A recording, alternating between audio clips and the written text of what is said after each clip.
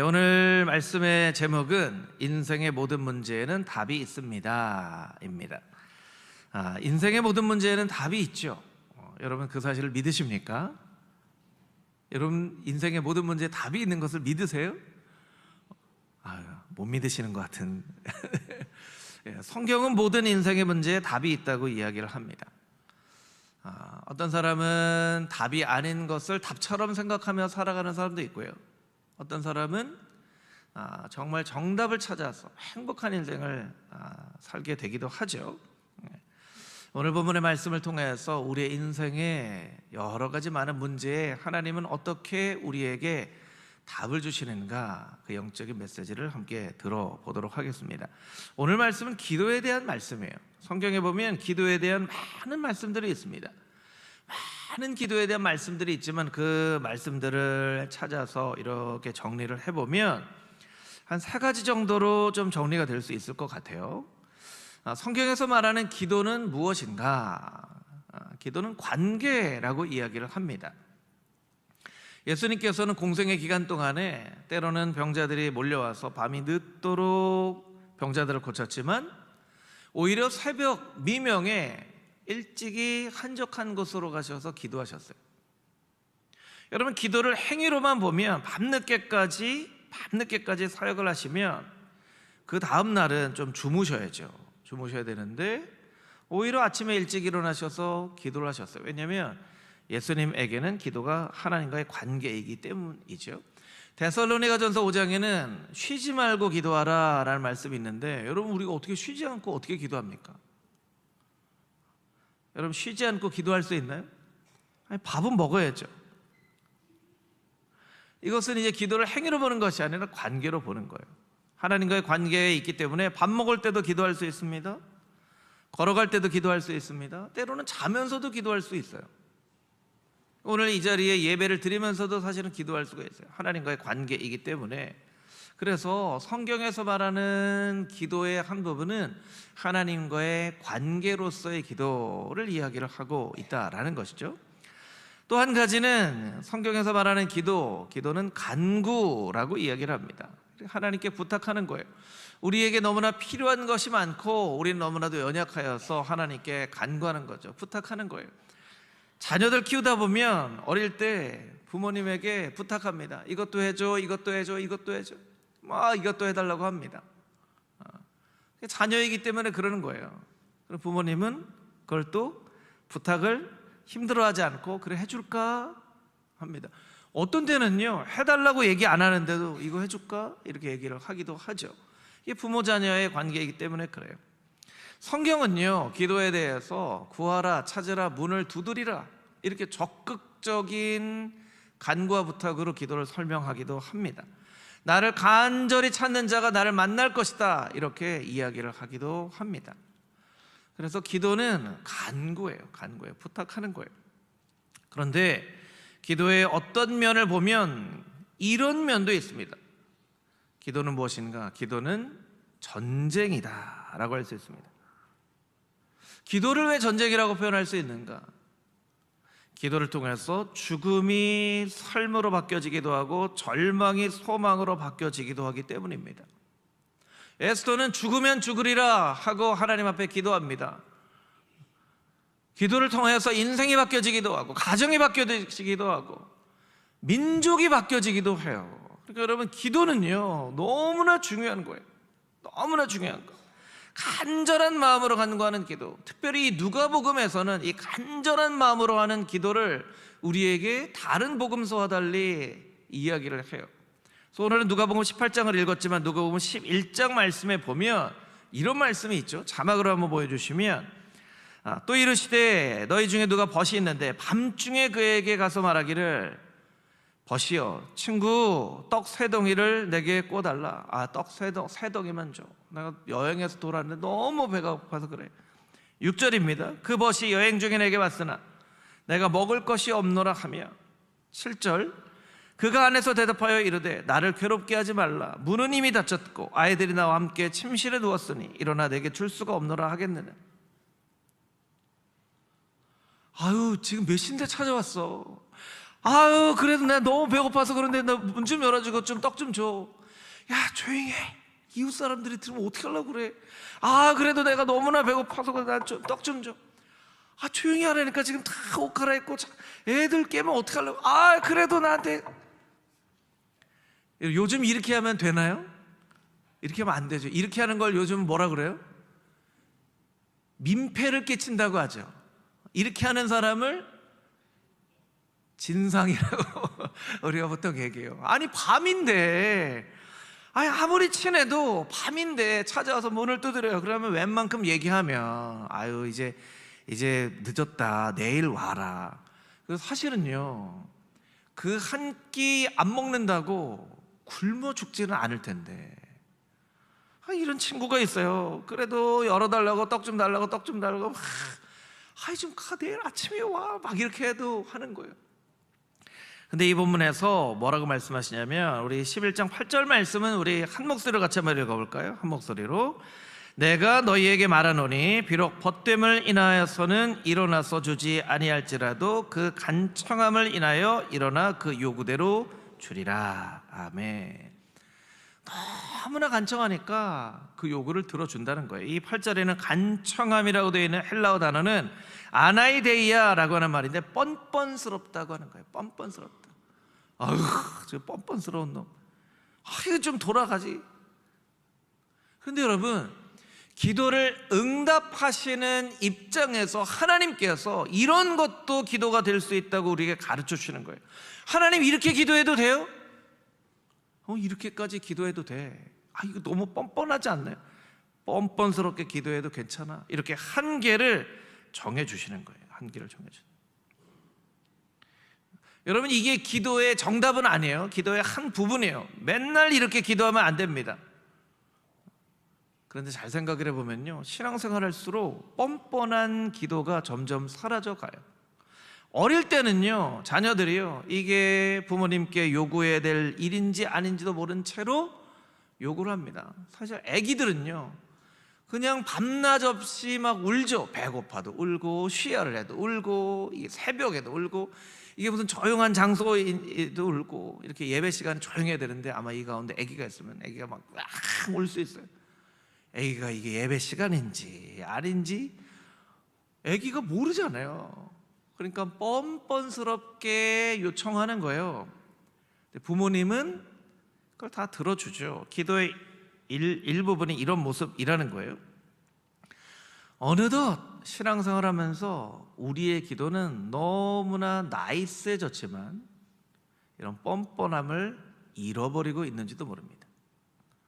그래서 유진 피터스는 어떻게까지 얘기하냐면요, 우리가 너무나 거룩해지려다가 우리의 인간다움을 잃어버렸다, 이렇게 얘기합니다. 우리가 하나님을 따라서 너무나 거룩해지는 것은 괜찮은데 우리의 인간다움을 잃어버리는 거예요. 우리는 연약한 인간인데, 아유, 하나님, 제가 아무리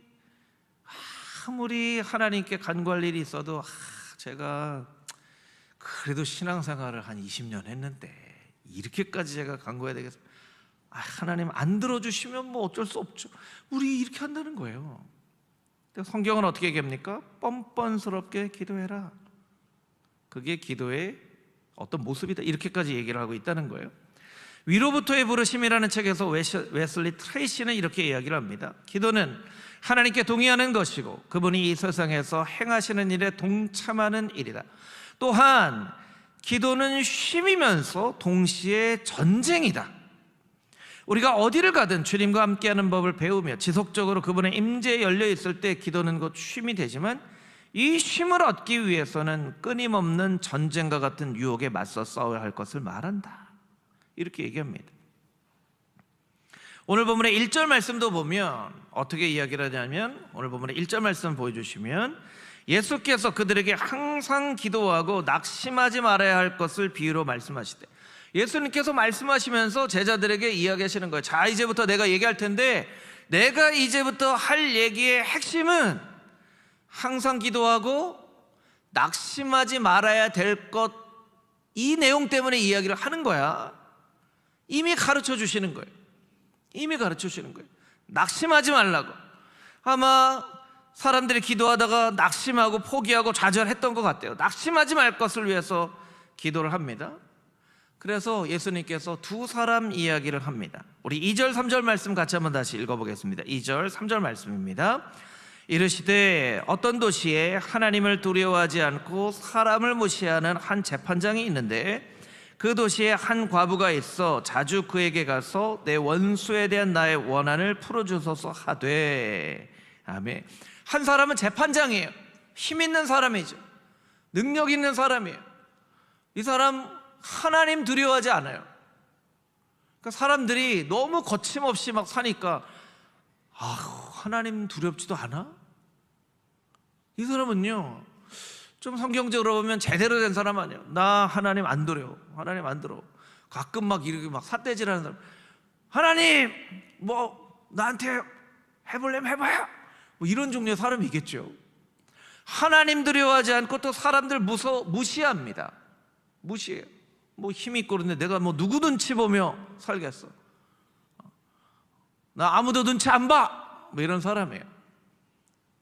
또 한 사람은 과부예요. 이 과부에 대해서 자세하게 설명하고 있지는 않지만 성경에 나와 있는 과부는요, 이 유대인, 남성 중심의 유대인 사회에서 도와줄 사람이 없고 의지할 사람이 없는 힘없는 사람, 이런 사람을 나타낼 때 과부라고 얘기합니다. 자, 여러분, 힘 있는 사람이에요. 힘 있는 사람, 재판장, 하나님 두려워하지 않고 사람 무시하고 이 재판장하고 힘없는 사람, 의지할 때 하나도 없는 힘없는 과부, 두 사람이 싸웠어요. 누가 이겼어요? 여러분, 누가 이겼어요? 재판장이 이겼어요? 과부가 이겼어요? 과부가 이겼어요. 이게 너무나 놀라운 거예요. 사실 재판장이 이겨야 되는 거예요. 아무리 와서 떠들어봐라, 내가 들려주나. 이겨야 되는데요, 이 과부가 이겼어요. 이거 어떻게 된 일이에요? 무슨 힘을 가지고 이 과부가 이 하나님도 두려워하지 않은 재판장을 이겼나요? 그 사람에게 있었던 힘은 뭐죠? 자신의 마음 가운데 있는 간절함이 힘이었어요. 간절함. 그것을 오늘 성경의 말씀에서는 원한이라고 얘기합니다. 원한이라는 말이 4번이나 나와요. 3절에도 나오고 5절에도 나오고 7절에도 나오고 8절에도 나와요. 원한. 자기의 마음에 있는 원한. 공동번역 성경에서는 억울한 일이라고 되어 있고 다른 영어 성경에서는 역경, 고난이라고 얘기하게 되는데, 무슨 일인지 모르겠지만 억울한 일을 당하는데 이 억울한 나의 마음, 내가 잠도 안 오고 밥도 못 먹겠고 이걸 풀어야 되는데 이 재판장에 가서 이걸 좀 풀어달라고 얘기해. 좀 이 나의 억울함을 풀어주십시오, 풀어주십시오 하는데, 이 억울함과 원한에 대한 마음이 힘이 됐어요. 힘이 됐어요. 더치 시츠라고 하는 목사님이 쓴 하나님의 타이밍을 포착하라 라는 책에 이런 내용이 나옵니다. 히브리어의 힘이라는 단어는 차일이라는 말인데, 이 단어는 추울이라는 말에서 파생되었다. 추울은 아이를 낳는 산모의 진통이나 출산을 의미하는 구약성서의 단어이다. 우리가 믿음으로 인내하면서 힘든 곳을 통과할 때 하나님이 이 어려운 때를 이용하여서 우리 안에 새로운 힘, 차일을 출시키신다. 마치 나비가 누에 고치를 벗어나기 위해서 진통을 겪는 것과 같이 우리가 수고하며 눈물 골짜기를 지날 때 이 골짜기는 샘으로 변화하게 된다. 이 다음이 중요합니다. 고통을 무시하지 말라. 고통을 소모하지도 말라. 고통을 새로운 가능성의 힘으로 변화시켜라. 이 과부는요, 억울한 일 때문에 너무 힘들었어요. 그러니까 한탄하고 원망하고 살 수 있는데, 한탄하고 원망하고 끝난 것이 아니라 이걸 가지고 이 재판장에 가서 하는 거예요. 가라고 해도 돌려보내고 또 돌려보내고 또 돌려보내는데 지치지도 않고 이게 힘이 됐어요. 이 원한을 해결할 마음이 힘이 됐어요. 또 기도하고 또 기도하고 또 기도합니다. 또 기도해요. 때로 우리의 삶 가운데 어려운 일이 있죠. 힘든 일이 있어요. 그런데 여러분, 그것이 힘이 되어지기도 합니다. 그럼 신앙도 마찬가지입니다. 어려운 일이 있을 때 더 기도하게 되죠. 힘든 일이 있을 때 더 기도하게 돼요. 당신은 고통을 소모하고 있는가? 이 고통을 새로운 가능성의 힘으로 변화시키고 있는가? 이 고통 중에 기도할 때 하나님께서는 그 고통 중에 기도를 통하여서 우리 가운데 예전에는 없었던 새로운 힘이, 능력이 생기게끔 하신다는 거예요. 저는 여러분에게 어떤 힘들고 어려운 고통과 고난의 일이 있는지 알지 못하지만 여러분 어려움 가운데서도 하나님 앞에 간절한 마음으로 기도하십시오.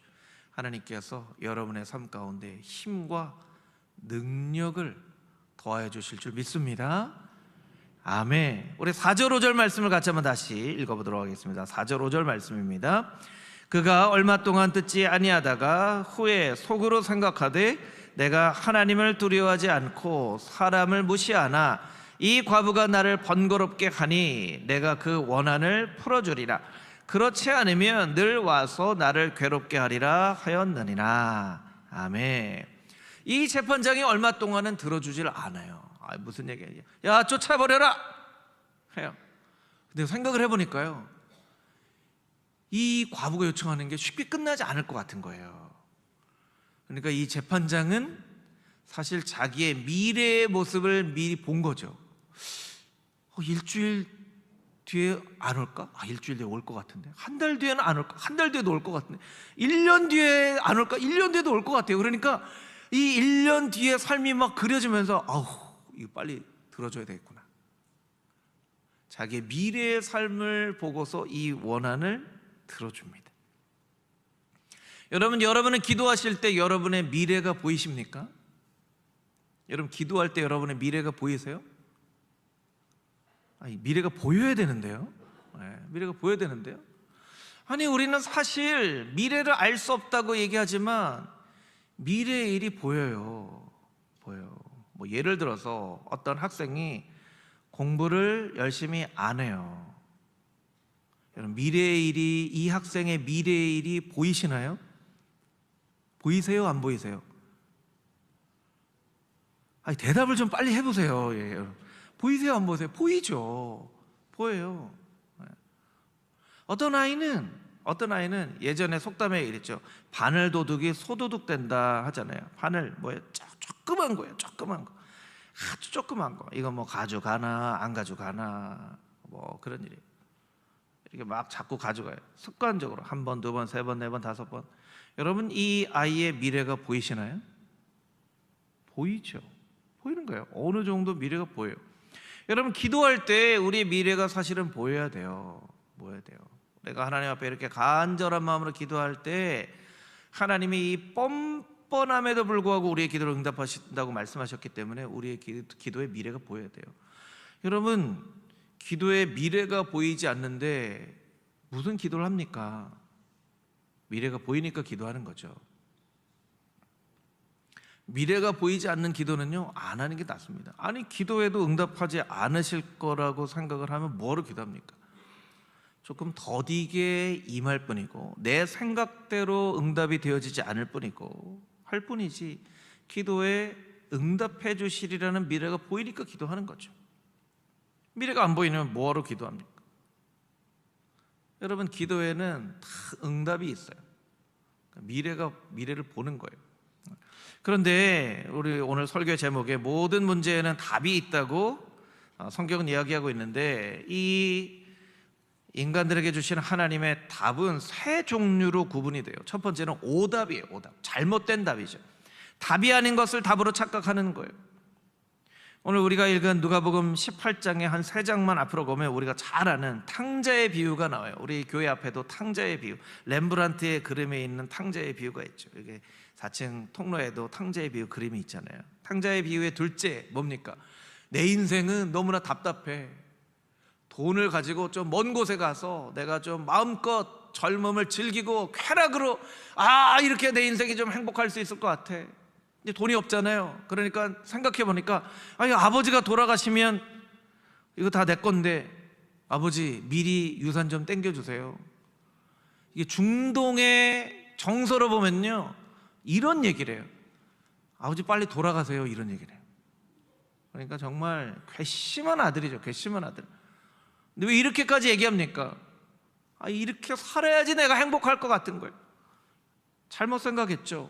성경에 보면 돈 허랑망탕하게 다 쓰고 와, 내가 잘못 살았구나, 늦게나 깨닫게 돼요. 여러분, 인생의 오답을 가지고 정답인 것처럼 착각하며 살아가는 사람은요, 나중 돼서 깨달아 알아요. 이게 답이 아니었구나. 마가복음 5장에 보면 12에 혈루병 걸렸던 여인이 있었는데 병에 걸리니까 의사에게 찾아갑니다. 근데 그 당시에는 무슨 의사 무슨 허가증이 있는 것도 아니고 이런 이제 뭐 돌팔이 의사들이 많이 있었던 것 같아요. 여기 갔는데도 고쳐지지 않고 여기 갔는데도 고쳐지지 않고. 마가복음 5장 어떻게 얘기하고 있습니까? 많은 의원들에게 갔지만 오히려 더 괴로워지고 돈은 다 써버렸다는 거예요. 이 사람이 나를 고쳐줄 수 있을까? 이 사람이 나를 고쳐줄 수 있을까? 제대로 된 사람을 찾아야 되는데 제대로 된 사람을 못 찾는 거예요. 요한복음 4장에도 수가성 여인, 아, 이 남자랑 결혼하면 행복할까? 아니, 이 남자랑 결혼하면 행복할까? 이 남자랑 결혼하면 행복할까? 자꾸 잘못된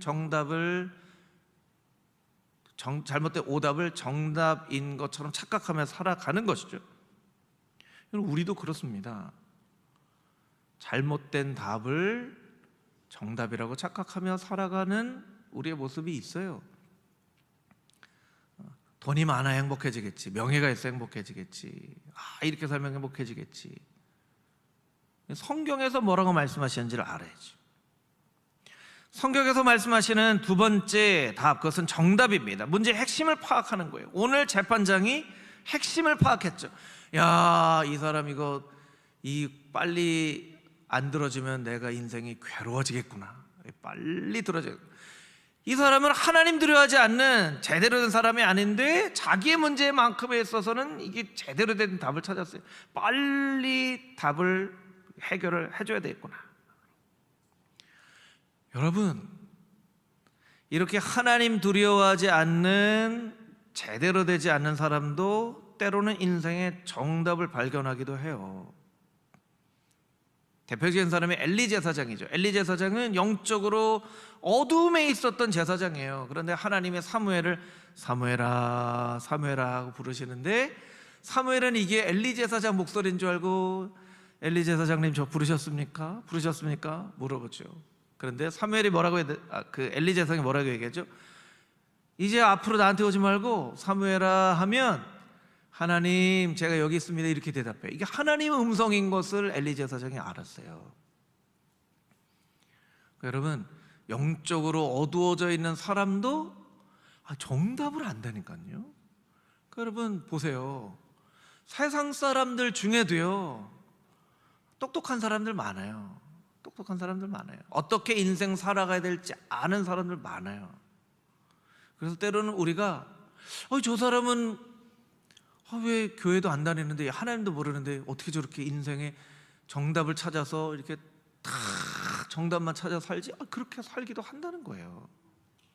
우리만 정답을 찾는 게 아니라 세상 사람들도 정답을 찾기도 합니다.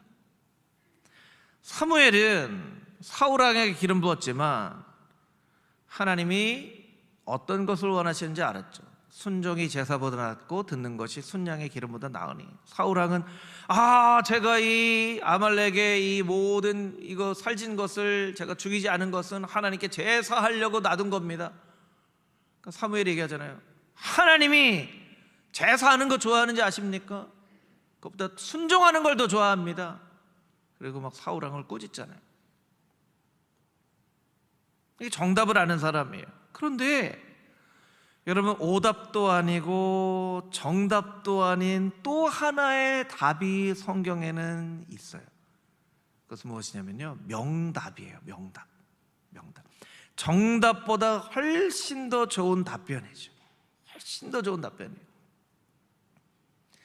솔로몬이 성전을 만들고 하나님 앞에 낙성식을 합니다. 멋지게 낙성식을 하고 저녁에 따로 홀로 하나님 앞에 기도하는데 하나님이 솔로몬에게 나타나시죠. 내가 너에게 뭘 해줬으면 좋겠냐? 솔로몬이 이렇게 얘기합니다. 저는 아이와 같이 지혜가 없는 사람들인데 백성들의 이 모든 것의 선악을 어떻게 제가 판단해 줄 수 있겠습니까? 저에게 좀 지혜를 주십시오.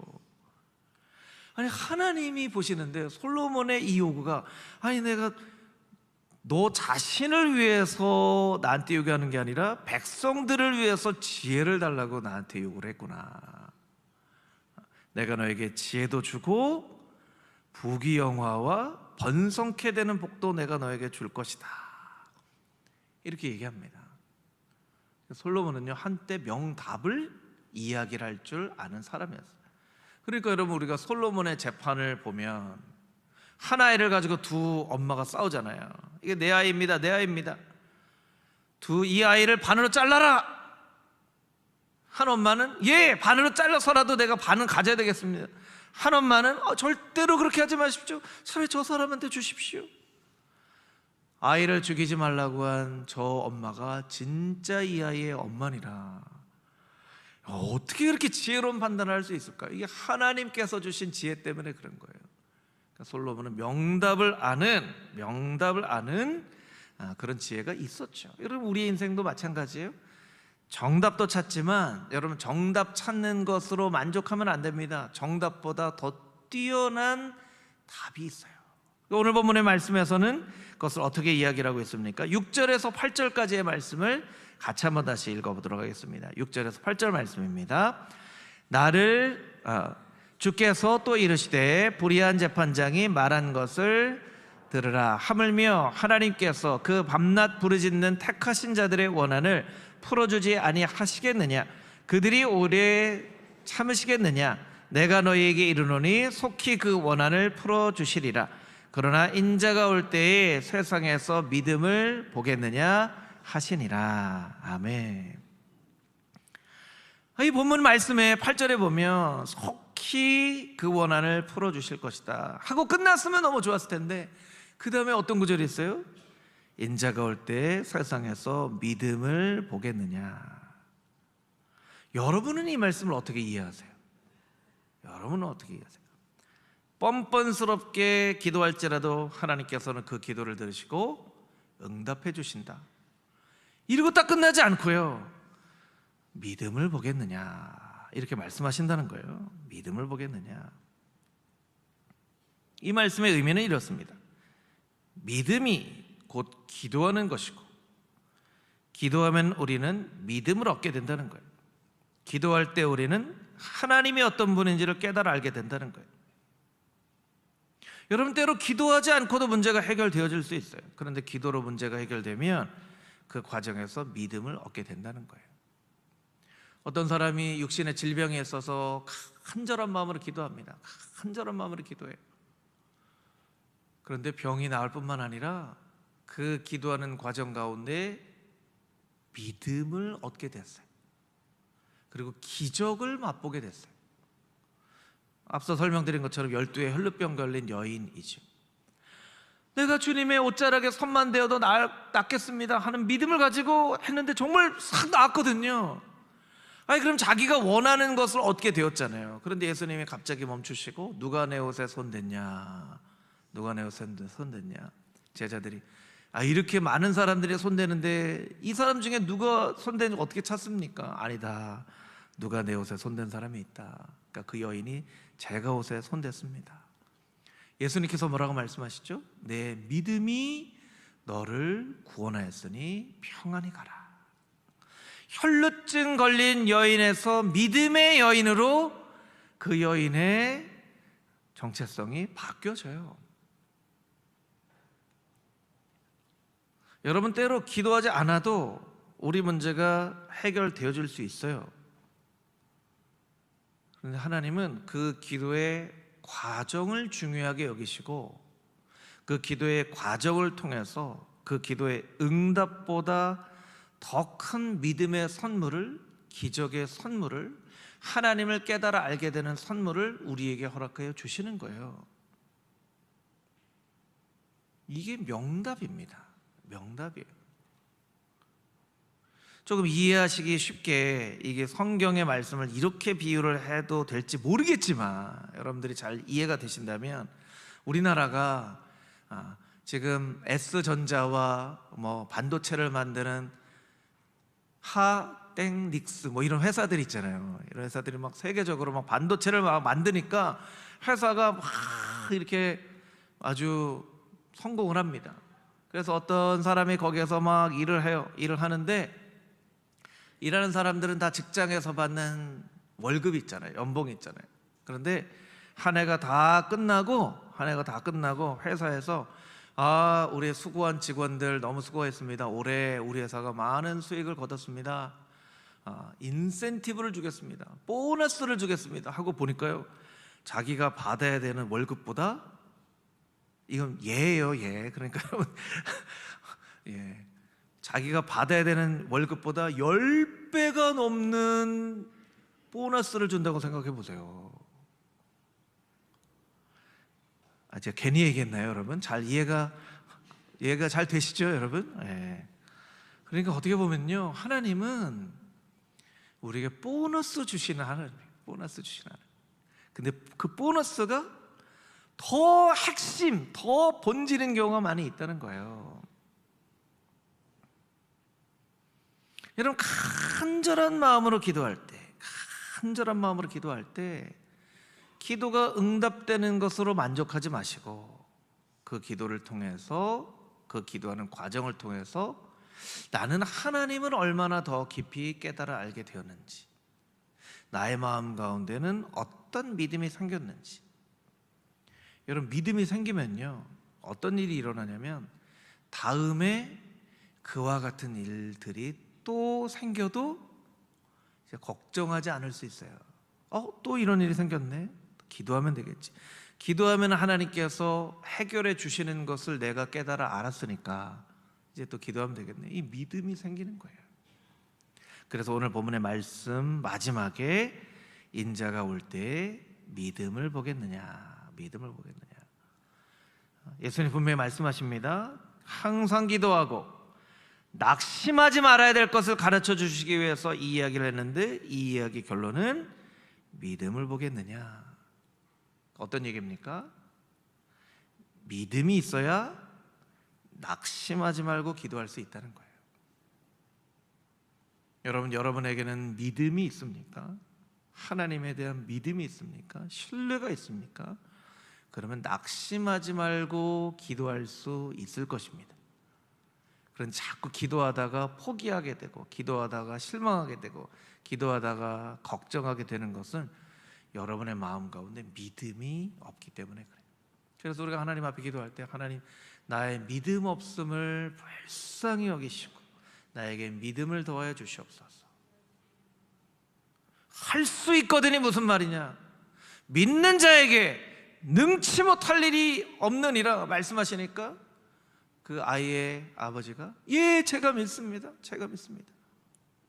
오늘 하나님께서는 우리에게 동일하게 말씀하십니다. 할 수 있거든이 무슨 말이냐? 믿는 자에게 능치 못할 일이 없느니라.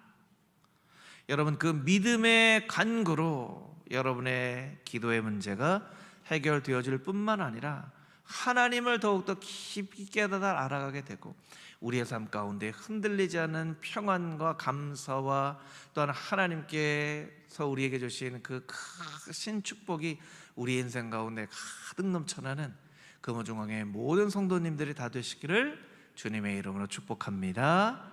아멘.